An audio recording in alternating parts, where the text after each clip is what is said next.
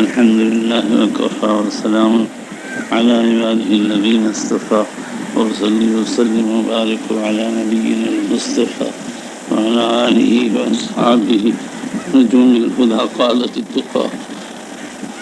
اللهم اغفر لنا وارحمنا ومشايخنا وعلمنا ما جهلنا وفقنا لما تحب وترضى من القول والعمل وجنبنا الفواحش والمعاصي والخطايا والزلل. اللهم آثرنا وأكثرنا وأصلح لنا شأننا كله. لا إله إلا أنت. أما بعد، قال النبي صلى الله عليه وسلم: الراحمون يرحمهم الرحمن تبارك وتعالى ارحموا من في الأرض يرحمكم من في السماء. رواه ابو داود والترمذی. یہ حدیث ترمذی اور ابو داود میں آپ لوگوں نے پڑھ لی اور اس سے پہلے مشکات شریف میں. اس حدیث کا نام محدثین کی اصطلاح میں المسلسل بالاولیت ہے اور دوسرا نام حدیث رحمت ہے.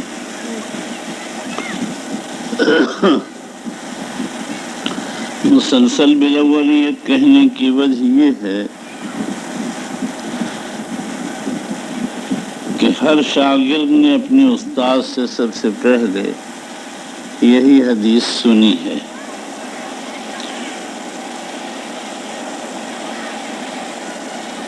میں نے سب سے پہلے یہ حدیث حضرت اقدس مولانا زکریا صاحب مہاجر مدنی سے رحمت اللہ علیہ، اور انہوں نے اپنے شیخ و مرشد حضرت مولانا خلیل احمد صاحب سے، انہوں نے حضرت مولانا عبدالقیوم بڑھانوی سے، انہوں نے شاہ اسحاق محدث دہلوی سے، انہوں نے اپنے نانا شاہ عبدالعزیز محدث دہلوی سے، انہوں نے اپنے والد شاہ ولی اللہ صاحب سے پڑھی ہے. اور شاہ صاحب کی سند ان کے رسالہ الفضل المبین فی المسلسل من حدیث النبی من حدیث سید المرسلین من اول تا آخر ذکر کی گئی ہے. من حدیث النبی الامین من اول تا آخر ذکر کی گئی ہے. اسی طرح میں نے یہ حدیث علامہ احمد قلاش شامی سے، جو شیخ عبدالفتاح الغدہ کے بھی بعض چیزوں میں استاذ تھے، اور علامہ احمد ابن عبداللہ عدو اور شیخ احمد ابن عبدالسلام ابن احمد سوڈانی سے سنی. اور ان سب حضرات نے شیخ محمد یاسین فادانی سے. شیخ فادانی کا میں نے زمانہ پایا، بار بار حاضری مکہ ہوتی رہی اور وہ زندہ بھی تھے، لیکن مقدر میں سننا نہیں تھا. ان سے نہ ملاقات ہوئی، نہ حدیث کی سماعت حاصل ہو سکی، جس کا قلق مجھ کو تا زندگی رہے گا. بعض شیوخ ایسی شخصیت کے حامل ہوتے ہیں کہ ان کے فوت ہو جانے پر انسان کو ایک غم لاحق ہو جاتا ہے کہ ہماری ان سے ملاقات کیوں نہیں ہوئی. اسی لیے میں طلباء کو توجہ دلاتا ہوں، جب تمہارے مدرسے میں علماء اور فضلاء آئیں تو تم ان سے استفادہ کرو، ان سے حدیث کی اجازت لو اگر وہ حدیث کے آدمی ہوں، یا کسی اور فن کے وہ استاذ ہوں، اس کے ماہر ہوں، تو اس فن کو ان سے یا اس کی جزیات کو یا بعض جزیات کو ان سے معلوم کرو. اس لیے کہ انسان کے اپنے تجربات سے طلباء کو فائدہ بہت ہوتا ہے. ایک استاذ ایک جملہ کہہ دیتا ہے اور شاگرد کے لیے وہ جملہ میدان علم میں محمیز کا کام دیتا ہے. آدمی آگے بڑھتا ہے، اس کی ہمت بلند ہوتی ہے، اور نہ معلوم کیا سے کیا انسان میں جذبات بیدار ہو جاتے ہیں. میری ابتدائی طالب علمی تھی، والد صاحب معاشی تنگی کی وجہ سے پڑھانا نہیں چاہتے تھے، اور وہ وہ اس سلسلے میں بہت رکاوٹیں ڈالتے تھے، لیکن میں تیار نہیں تھا چھوڑنے کو، اور ہمارے استاد ہمارے محسن حضرت مولانا ضیاء الحق صاحب فیض آبادی رحمۃ اللہ علیہ ہمت دلاتے رہتے تھے، یہ کرنا، یہ نہ کرنا، یہ کرنا، یہ نہ کرنا۔ ایک مرتبہ والد رحمۃ اللہ علیہ نے گلستان پورے ہو جانے کے بعد پڑھنے کا سلسلہ موقوف کرا دیا۔ مولانا رحمۃ اللہ علیہ نے ابا کو خط لکھا جس میں یہ لکھا اس کی زندگی پلید مت کرو، کچھ اور جملے ہوں گے۔ اتنا بڑا سا پرچہ تھا 1.5 انچ کا۔ والد نے پر اثر ہوا حضرت مولانا کے اخلاص و دعا کا، فرمایا اچھا پڑھنے جاؤ۔ تو ہمارے ایک ساتھی تھے، انہوں نے ایک مصرع پڑھا، چشم از پہ علم باید گداخت۔ بہت اس کا اثر ہوا، اور حقیقت یہی ہے بچوں کہ علم کے لیے جب تک تم اپنے کو وقف نہ کر دو گے، اپنی زندگی کو اس کے حوالے نہ کر دو گے، علم سے تم کو کچھ ملے گا نہیں۔ یہ علم بہت معزز محبوب ہے، اور یہ قاعدہ ہے کہ جو محبوب معزز ہوتا ہے وہ اپنی عشاق سے عشق بھی چاہتا ہے، تعظیم و توقیر بھی چاہتا ہے۔ تو طالب علم میں یہ بھی ضروری ہے کہ وہ علم کا محب ہو، محب صادق،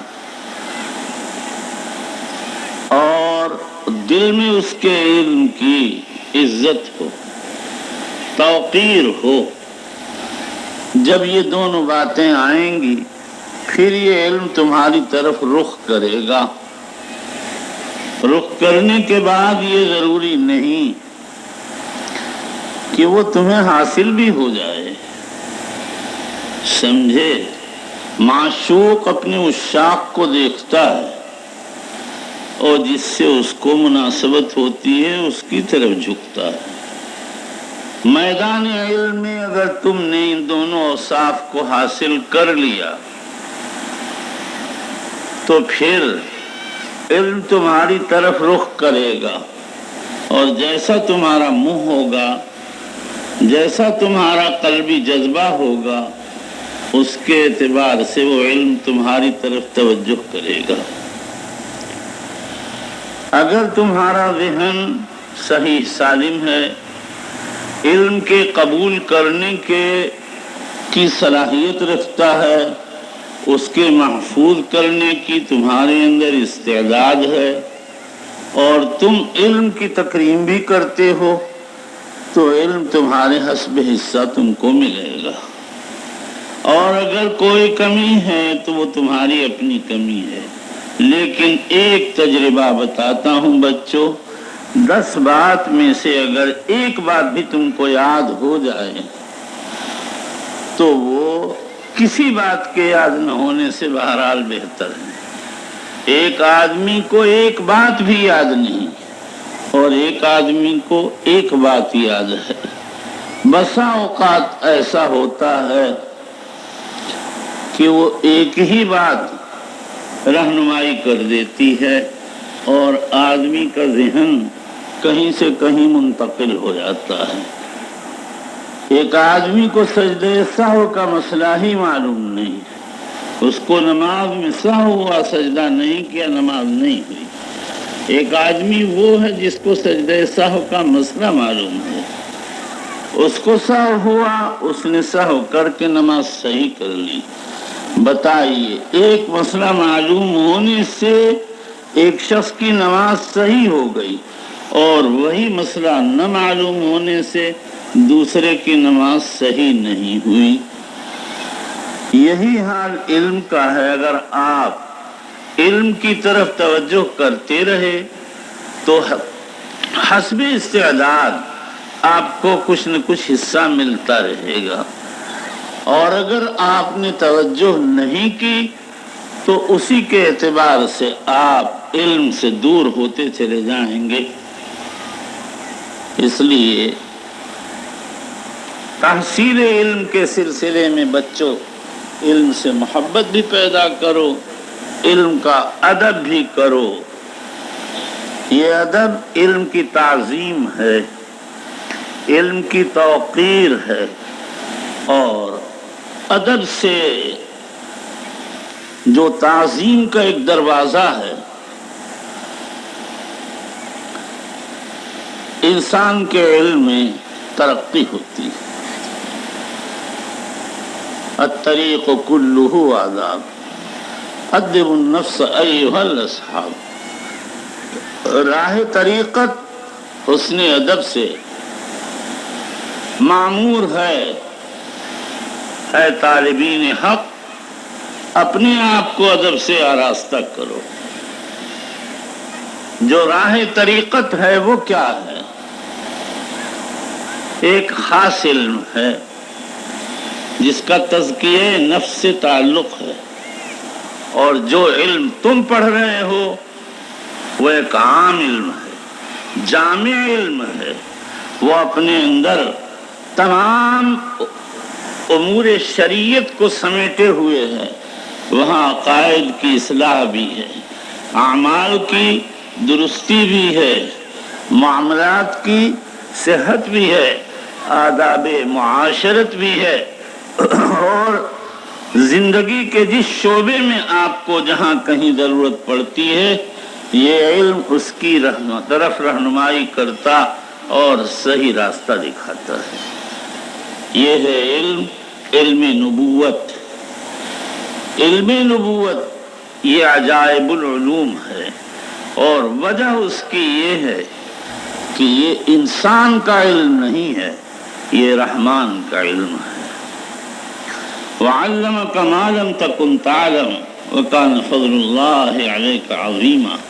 جس چیز سے تم ناواقف تھے اللہ نے تم کو اس سے واقف کر دیا، اور یہ محض اللہ کا فضل عظیم ہے جو تمہارے اوپر ہے۔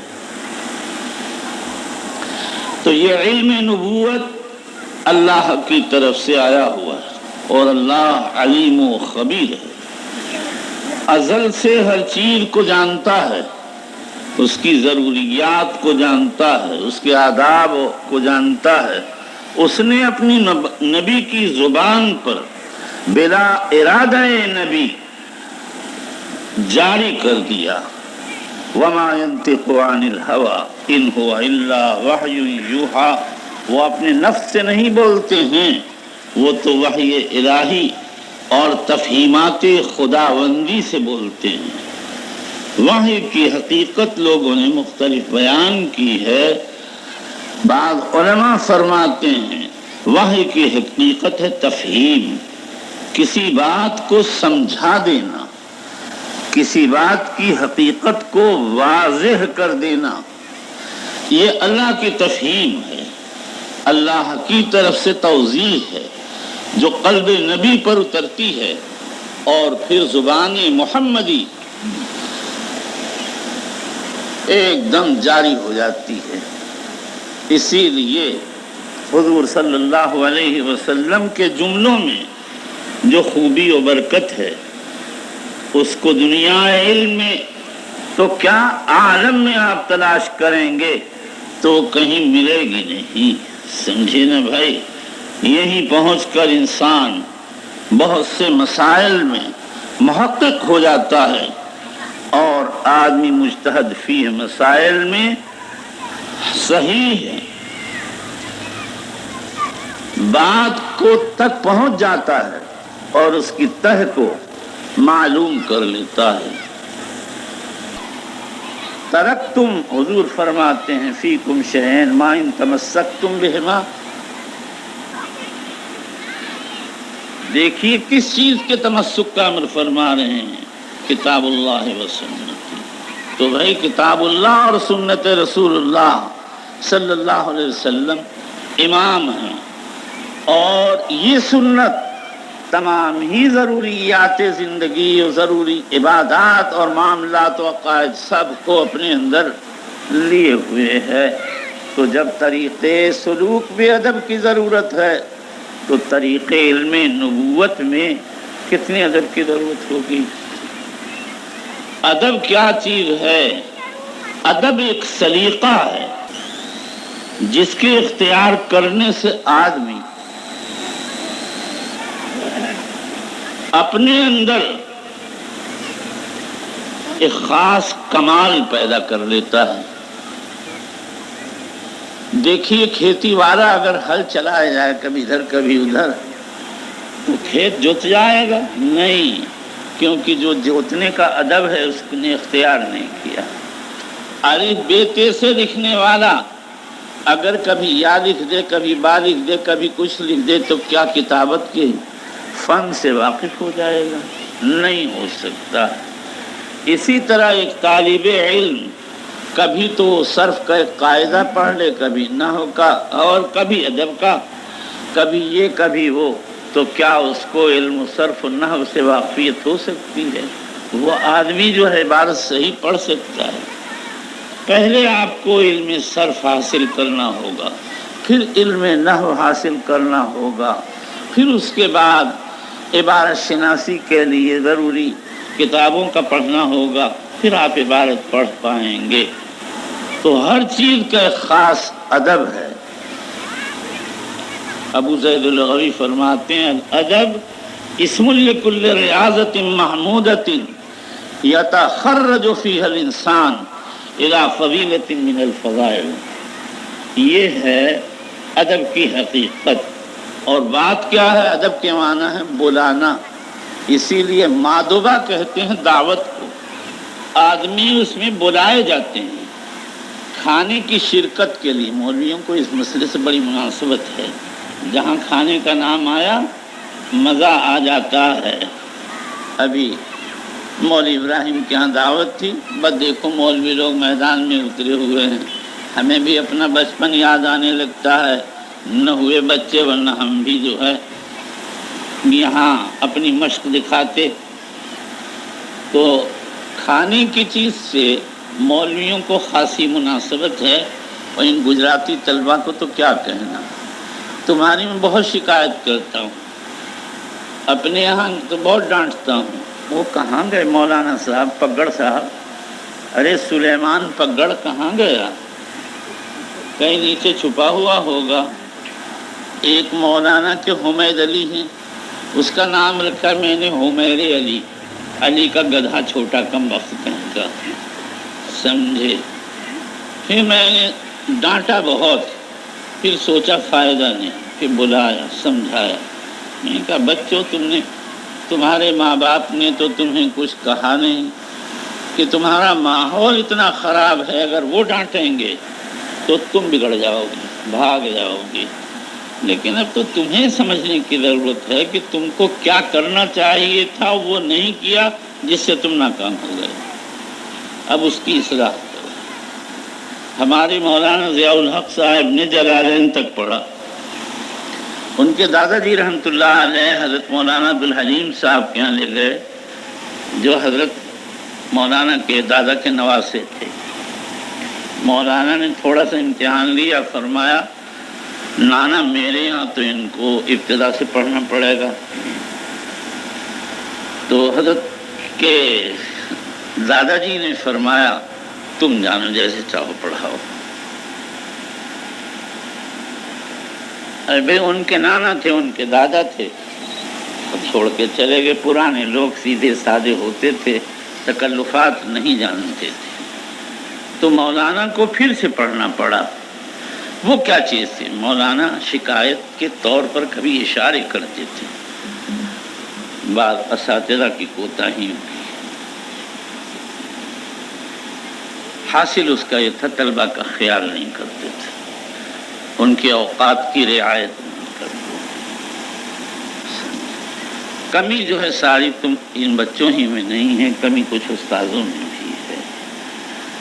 بے ضرورت چھٹی نہ کرو، چھٹی کرو ضرورت کے وقت میں، بیماری کے وقت میں۔ اس سے طلبہ کبھی بھی برے راستے پہ نہیں پڑتے ہیں، کیونکہ یہ چھٹی ایسی ہوتی ہے کہ طلبہ سمجھتے ہیں یہ مجبور ہیں، اور اس کے بعد جب استاذ کو موقع ملتا ہے تو ان کو جوت دیتا ہے، چلو۔ ایک دن مولانا عبدالحلیم صاحب میں ترجمہ پڑھاتے تھے، جونپور گئے ہوئے تھے، اب ہم سب خوش، چلو صاحب آج جون ترجمے کی چھٹی ہے۔ طلبہ کا یہ مزاج ہے میاں، انہیں چھٹی مل جائے چاہے ایک ایک گز کی داڑھی ہو، کافی خوش ہوتے ہیں اور گھومتے پھرتے ہیں، مست ہوتے ہیں۔ تو ہم لوگ بھی کافی مست تھے کہ چلو آج ترجمے کے سبق سے چھٹی ملی۔ مولانا تشریف لائے عشاء کے وقت اور فوراً کہہ دیا سبق ہوگا ترجمے کا، لوگ چلیں۔ اب ہم لوگ سے چل دیے، وہ تین زیتون کا سبق تھا، خیر مولانا نے پڑھا دیا۔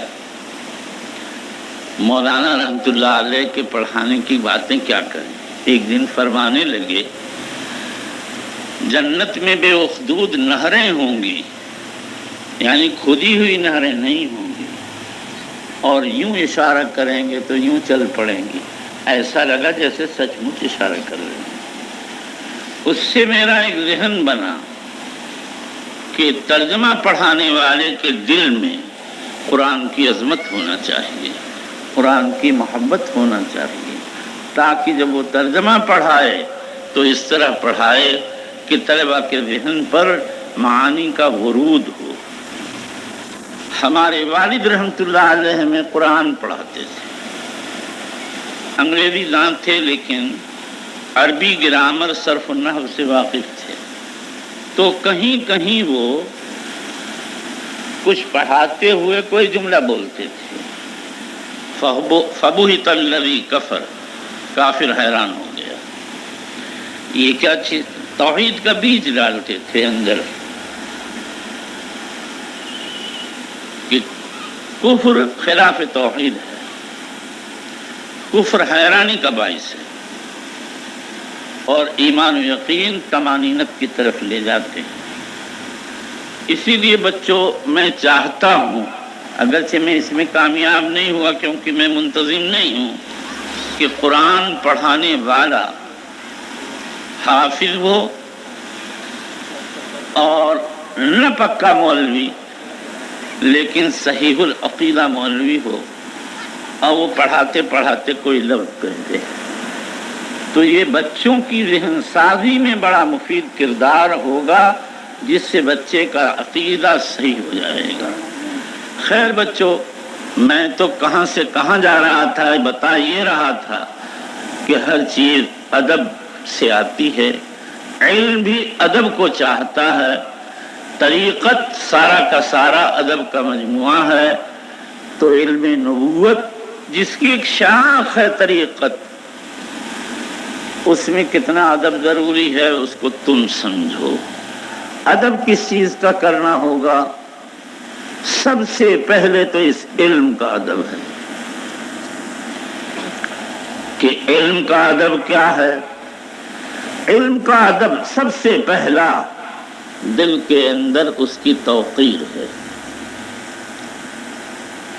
دوسرا ادب علم کی محبت ہے، تیسرا ادب تحسین نیت ہے، آپ کی نیت صحیح ہو، آپ کا جذبہ درست ہو، یہ ہے علم کا ادب۔ اس کے بعد آگے ہیں متعلقات علم کا ادب۔ متعلقات علم میں تین چیزیں ہیں، نمبر ایک کتاب، نمبر دو استاذ، نمبر تین اس فن کے ماہرین علماء، سب کا ادب۔ کتاب کا ادب دنیا جانتی ہے، اوپر رکھیے، احترام کی جگہ میں رکھیے، اس کے اوپر کوئی چیز نہ رکھیے۔ حضرت شیخ رحمۃ اللہ علیہ کے یہاں کتاب رکھ رہا تھا کوئی، نسائی شریف کو بخاری پہ رکھ دیا، فرمایا ارے بخاری کو اوپر رکھ۔ سمجھ میں آیا نا؟ ہاں، یہ ہے کتاب کا ادب۔ اور کتاب کا ادب آپ لوگوں کو کیا بتاتے ہیں، ہم لوگوں کو تو جیسے الہام ہوتا تھا، سچ میں اس قدر پتہ نہیں، ہم تو بالکل ہر وقت لٹو رہتے تھے۔ کتاب کا اندھیرے میں میں ہاتھ ڈالتا تھا، کہاں وہاں بتی ستی، فوراً پتہ چلتا تھا یہ فلاں کتاب ہے، فلاں جلد ہے، اول ہے، دوسری ہے، یہ سب اس اندھیرے میں معلوم ہوتا تھا۔ ہم نے کبھی نہیں ٹارچ پارچ ہمارے یہاں کہاں ہوتی، ایسے ہاتھ ڈالا اور معلوم ہو گیا بخاری کی جلد اول یہ ہے، جلسانی یہ ہے، مسلم کی جلد اول یہ ہے، ترمذی ادھر رکھی ہوئی ہے۔ تو بچوں کتاب کا ادب کرو، توقیر کے ساتھ اونچی جگہ رکھو، اس سے اوپر بلا ضرورت شدیدہ نہ بیٹھو۔ ضرورت شدیدہ یہ ہے جیسے تم بیمار ہو، جگہ نہیں ہے، مجبوری میں تم چارپائی پر لیٹے ہو، کتابیں تپائی پر ادب سے رکھی ہیں، وہ نیچے رکھی ہیں، لیکن یہ بے ادبی نہیں ہے۔ دید و دانستہ کتاب سے اوپر نہ لیٹو نہ بیٹھو، مگر عذر میں ایسا کیا جائے تو یہ مغتفر ہے۔ کتاب کے اوپر قلم نہ رکھو۔